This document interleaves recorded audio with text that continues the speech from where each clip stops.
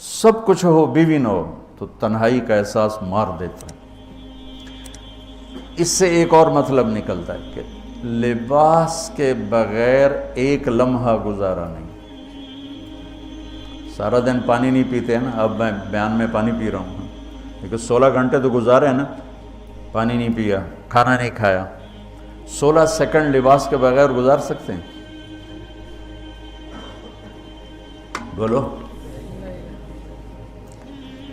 کوئی بھی کمرے میں نہ ہو، تم تنہا ہو، تم کپڑے اتارو تو تم اپنے آپ کو عجیب فیل کرو گے، تم خود اپنے آپ کو چادر میں چھپانے کی کوشش کرو گے۔ ان لباس ایک ایسی زبردست ضرورت ہے بلا دلیل کہ تم تنہا کمرے میں بھی کپڑے اتارو تو تم اپنے آپ کو عجیب سا محسوس کرتے ہو۔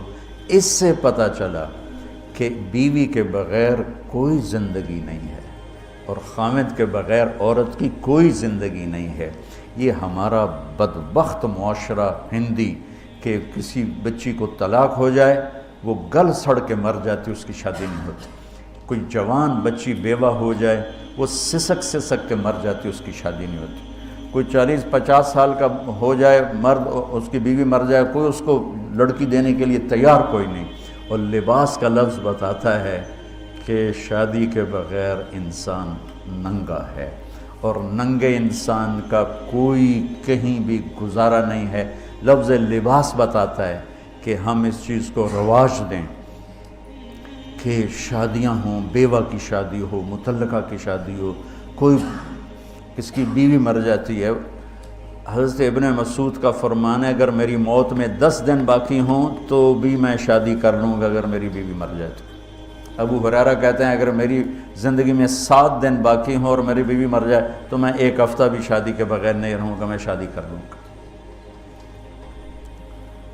تو ہم ایک ہندی معاشرے سے متاثر ہیں جہاں بیوہ کی کوئی سنوائی نہیں، مطلقہ کی کوئی سنوائی نہیں، اور کوئی جوان بھی 2-4 بچے ہیں اور بیوی مر جائے تو اس کی کوئی شادی نہیں ہے، وہ سسک سسک کے وہ بلک بلک کے زندگی گزارتے ہیں۔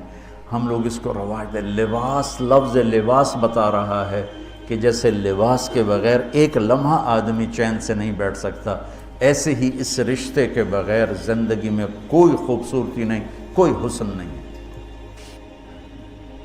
میں نے جیسے کہا لباس سب سے قریب ہے، تو اس کے بعد بیوی کا حق سب سے پہلے آ جاتا ہے۔ ماں باپ کی طرف سے زیادتی آئے تو تمہارے ذمے ہے اپنی بیوی کو بچاؤ، اللہ کے واسطے اپنی بیویوں کی حفاظت کرو۔ ہاں تمہاری بیوی کی طرف سے زیادتی آئے تو اللہ کے واسطے ماں باپ کی حفاظت کرو۔ تو اس کا مطلب یہ نہیں کہ تم ڈنڈا اٹھا لو، اپنے اخلاق ایسے بناؤ، سپرنگ بن جاؤ، سپرنگ جو فریشر سے کو قبول کر کے دب کر کے نیچے چلا جاتا ہے۔ نیچے جانے میں جڑ جانے کا نظام چھپا ہوا ہے کہ جھک جاؤ، ماں باپ ناراض ہو ان کے پاؤں پکڑ لو، بیوی ناراض ہو اس کے پاؤں پکڑ لو۔ ذلت میں عزت چھپی ہوئی ہے، ساری زندگی کا تجربہ بتا رہا ہوں۔ ذلت، اللہ کی رضا کے لیے ذلت اٹھانے میں عزت چھپی ہوئی ہے۔ ہن لباس لکم، کتنا ہی مجھے غصہ چڑھا ہو میں اپنے کپڑے پھاڑوں گا، مجھے غصہ آ گیا میں نے اپنے کرتے پھاڑنے میں، کسی یہ پاگل تو کرے گا، سمجھدار دوئے دا کرتا پاڑے گا، اپنا نہیں پاڑے گا۔ اب مجھے بیوی پہ غصہ چڑھ گیا تو میرا لباس ہے، اس کو تار تار کر دوں، گالیاں دوں، تھپڑ ماروں، تو ایسا ہی جیسے میں اپنے کرتے کو پھاڑ رہا اور اپنے کرتے کو تار تار کر رہا۔ بیوی کو غصہ چڑھے تو وہ اپنے کپڑے پھاڑتی ہیں۔ کپڑوں کے لیے کتنے حفاظتی نظام ہیں، الماریاں بنی ہوئی ہیں اور ہینگر بنے ہوئے ہیں، کریز خراب نہ ہو۔ میں جب پڑھتا تھا نا لاہور، تو اسکول میں یا کالج کا میں سب سے خوش لباس لڑکا کہلاتا تھا، کہ میں اپنی اسکول سے آ کر نا، اب ہاسٹل میں کوئی استریاں تو ہیں نہیں، نہ ہی کوئی نوکر، تو اپنی پتلون کو ایسے ہاتھوں سے استری کرنا اور کر کے پھر تہ لگانا، پھر سرانے کے نیچے رکھنا پھر اس کے اوپر سونا تاکہ خود بخود استری ہو جائے اور کریز ٹھیک ہو جائے، اور رات کو بالوں کے اوپر رومال باندھنا تاکہ بالوں کی سیٹنگ خراب نہ ہو جائے۔ کیونکہ میں نے بال بنوائے تھے وحید مراد کٹ بال، 2 فلم سٹاروں کا ہیئر کٹ چلا، ایک دلیپ کمار کا، ایک وحید مراد کا۔ تو عام جو تھے نا بال کاٹنے والے، وہ 8 آنے لے کے بال کاٹ دیتے تھے۔ وحید مراد کٹ کے لیے 5 روپے لگتے تھے۔ 5 روپے اس زمانے میں بہت بڑی دولت تھی، جب ڈالر 1 روپے کا تھا۔ $5 کتنے ہو گئے ہیں جی؟ 500 سے اوپر ہے۔ تو یوں سمجھو کہ وہ 5 روپے دے کر وحید مراد کٹ بنتا تھا، تو پھر میں وہ اوپر رومال باندھتا تھا کہ سوتے ہوئے میرے بالوں کا ہیئر سٹائل خراب نہ ہو جائے۔ ایک چھوٹا سا بچہ ہے لیکن اپنے لباس کو کیسے حفاظت کر رہا ہے، کریز ٹھیک کر رہا ہے، سرانے کے نیچے رکھ رہا ہے اور اس کو صاف ستھرا رکھ رہا ہے۔ ہم کھاتے ہوئے کیا کرتے ہیں، آگے اگر کپڑے نئے پہنے ہوں تو آستینیں چڑھا لیتے ہیں کہ کہیں کوئی شوربہ کچھ سالن ادھر نہ لگ جائے، ادھر نہ لگ جائے۔ میں جب بھی بیٹھتا ہوں تو میری بیوی کہتی ہے آستینیں چڑھاؤ، آستینیں چڑھاؤ، لگ نہ جائے۔ اور آگے ہم کیا کرتے ہیں، تولیہ رکھتے ہیں، نیپکن رکھتے ہیں، رومال رکھتے ہیں۔ بڑے بڑے ہوٹلوں میں جاؤ تو پہلے وہ ساتھ رکھا ہوتا ہے کہ کوئی کھانے کا ذرہ گرے، سالن کا کوئی قطرہ گرے تو آپ کے کپڑے خراب نہ ہوں۔ ہم کیچڑ میں جا رہے ہوں تو ہم اپنے پاؤں گندے کر لیتے ہیں، کپڑے گندے نہیں ہونے دیتے۔ اپنے شلوار اوپر کر لیتے ہیں، پتلون اوپر کر لیتے ہیں، پاجامہ اوپر کر لیتے ہیں۔ تو جب کہیں سے کوئی آنے لگے ایسی ناگواریاں تو اپنے اوپر لے لو، بیوی پہ نہ آنے دو۔ ہم کپڑا بچاتے ہیں یا پاؤں بچاتے ہیں؟ کپڑا بچاتے ہیں، شلوار اوپر ٹانگ لیتے ہیں، کرتے کو یوں سمیٹ لیتے ہیں۔ تو جتنا کیچڑ ہے حالات کا، واقعات کا، اخلاق کا، وہ کیچڑ اپنے اوپر لے لو، بیوی کو بچا لو۔ اور بیوی کیا کرے، وہ جتنا کیچڑ ہے حالات کا، واقعات کا، ناگواریوں کا، اپنے اوپر لے لے، خامد کو بچا لے۔ لباس کا اور کیا کام ہے، یواری سواتکم، یہ تمہارے عیب چھپاتا ہے۔ تو میرا کام کیا ہے، میں بیوی کی کمیاں چھپاؤں، ڈھنڈورا نہ پیٹوں۔ بیوی کا کام کیا ہے، خامد کی کمیاں چھپائے، ڈھنڈورا نہ پیٹے۔ دوسرا کام کیا ہے لباس کا، وریشہ، لباس مجھے خوبصورت بناتا ہے۔ یہ ایک واحد رشتہ ہے جو زندگی کو خوبصورت بناتا ہے۔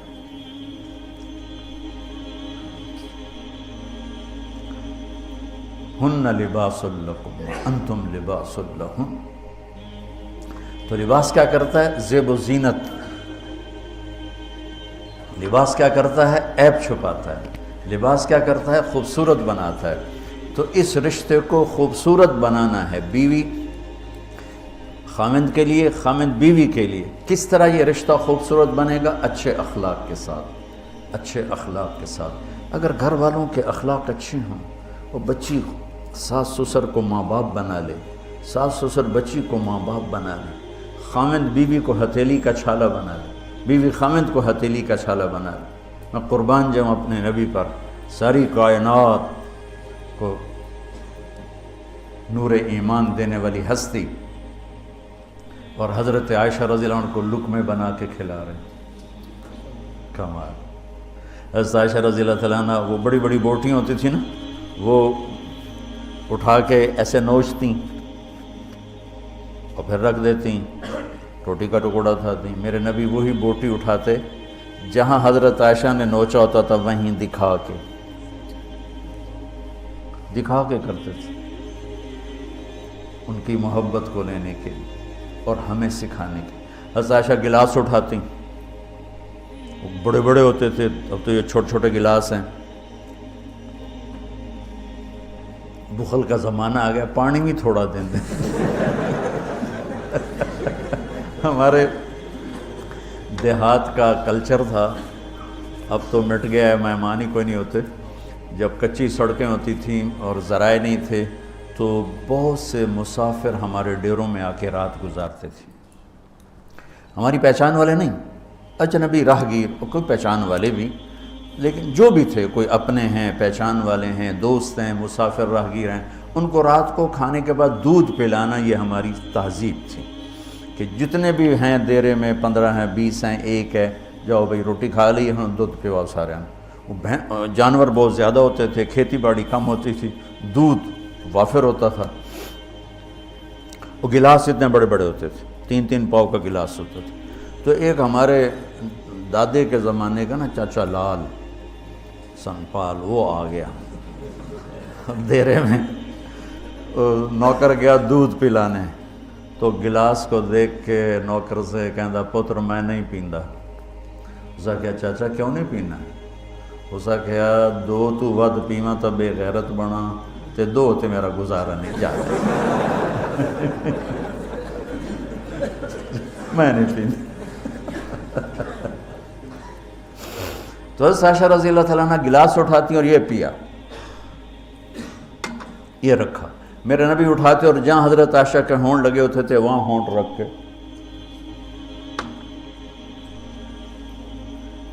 یہ زندگی سکھائی ہے۔ یا عائشو، کیا محبت سے بولا عائشہ نے، یا عائشو، یہ عاشقانہ انداز ہے، محبوبانہ انداز ہے۔ یا حمیراء، عائشہ آؤ دوڑ لگائیں۔ عائشہ مجھے پتہ چل جاتا جب تو میرے اوپر ناراض ہوتی ہے۔ حضرت عائشہ نے کہا وہ کیسے؟ کہ جب تو میرے اوپر ناراض ہوتی ہے نا تو یہ نہیں کہتی مجھے رب محمد کی قسم، تو کہتی مجھے رب ابراہیم کی قسم۔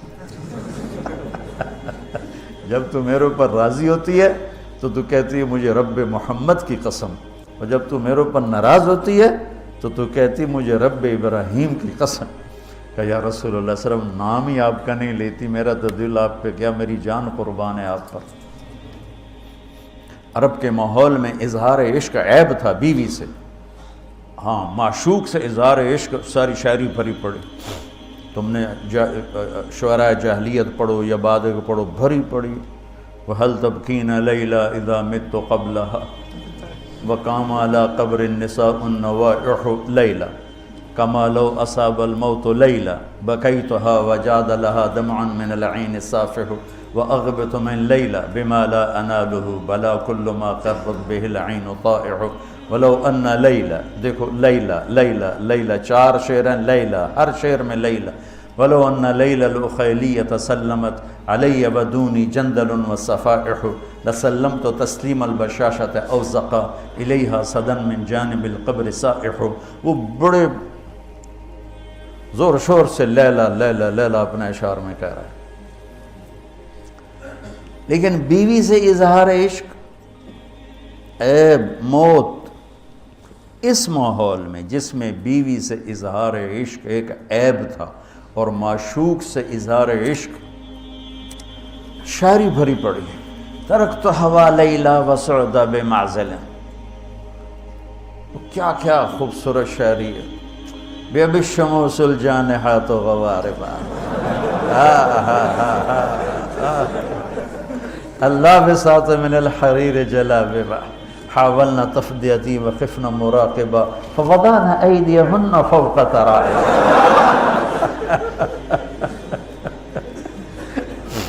عرب کی شاعری بھری پڑی ہے عشق و معشوقی سے۔ اس ماحول میں میرے نبی سے ایک شخص کہتا ہے یا رسول اللہ من احب الناس الیک، آپ کو سب سے زیادہ کس سے پیار ہے؟ بھری محفل ہے، مسجد الگ نہیں کہ یوں کر کے پوچھ رہا ہو، بھری محفل میں آپ سب سے زیادہ کس سے پیار کرتے ہیں؟ تو آپ نے زور سے کہا عائشہ سے۔ اللہ اکبر، اللہ اکبر، ہائے ہائے ہائے۔ وہ تو ہل گئے، کہنے لگے، ان کی تو سمجھ میں نہیں آئی بات، تو انہوں نے کہا یا رسول اللہ میرا مطلب ہے مردوں میں آپ کس سے زیادہ پیار کرتے؟ تو آپ کو اندازہ ہو گیا بھائی کیوں یہ پوچھ رہا ہے، اس کو ہضم نہیں ہوا جواب۔ تو آپ نے کہنا تھا ابو بکر سے، تو آپ نے فرمایا مردوں میں عائشہ کے عباس، ابوہا عائشہ کے عباس۔ کیا زندگی سکھائی۔ ہن لباس لکم وانتم لباس لہن، یہ تمہارا لباس ہیں تمہیں کتنا ہی غصہ چڑھے لباس تو نہیں پھاڑو گے. تمہیں غصہ چڑھے بیوی کو بے عزت نہ کرو. بیوی کو غصہ چڑھے تو کرتا پھاڑے گی, اپنا دوپٹے کو آگ میں ڈالے گی, نہیں, اس کو بچائے گی. صرف پاگل یہ کام کرتا ہے. اسی ایک لفظ لباس کے اندر زندگی گزارنے کا پورا طریقہ موجود ہے. اور اسی کے اندر بیواؤں کی, مطلقہ کی, رنڈوے کی شادی کا اشارہ خوبصورت موجود ہے کہ لباس کے بغیر تو ایک لمحہ انسان نہیں گزار سکتا. اس کو رواج دینا یہ ہماری ذمہ ہے, اور اپنے نبی کی معاشرت کو بتانا یہ ہماری ذمہ ہے. تو ان مسائل میں پڑ گئے جن کا نہ جنت سے تعلق ہے نہ جہنم سے تعلق ہے.